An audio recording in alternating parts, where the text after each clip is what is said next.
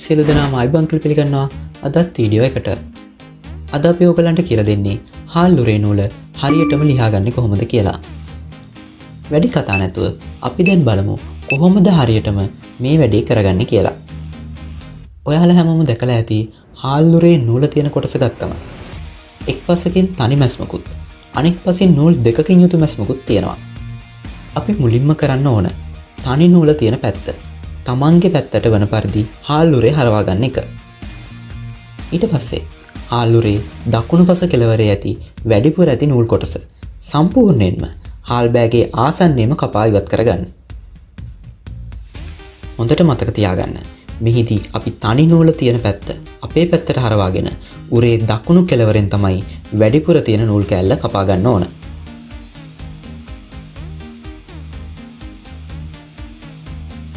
දැන් අපිට තියෙන්නේ දකුණු පස කෙළවරේ ඇති තනි නූලේ කෙළවරින් අල්ලලා උරේ වම් පස දක්වා මෙහි පෙනෙන ආකාරයට නූල ඇදගෙන ඉන්න.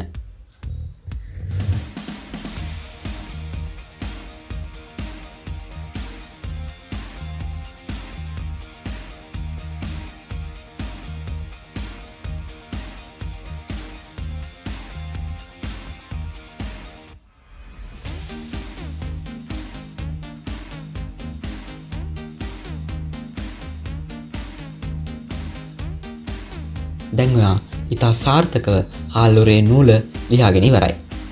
ඉතින් ඔයාලට තිබුණු ලොකු ප්‍රශ්නයක් තමයි අද අපි ඔයාලට විසඳලා දුන්නේ. ඉතින් වීඩියෝ එක හොඳයි නම් ලයික් එකක් දාලා අපේ channel එකත් subscribe කරන්න. ඒ වගේම මේ වීඩියෝ එක ඔයාලගේ යාළුවන්ටත් දැනගන්න share කරන්නත් අමතක කරන්න එපා. Thank you.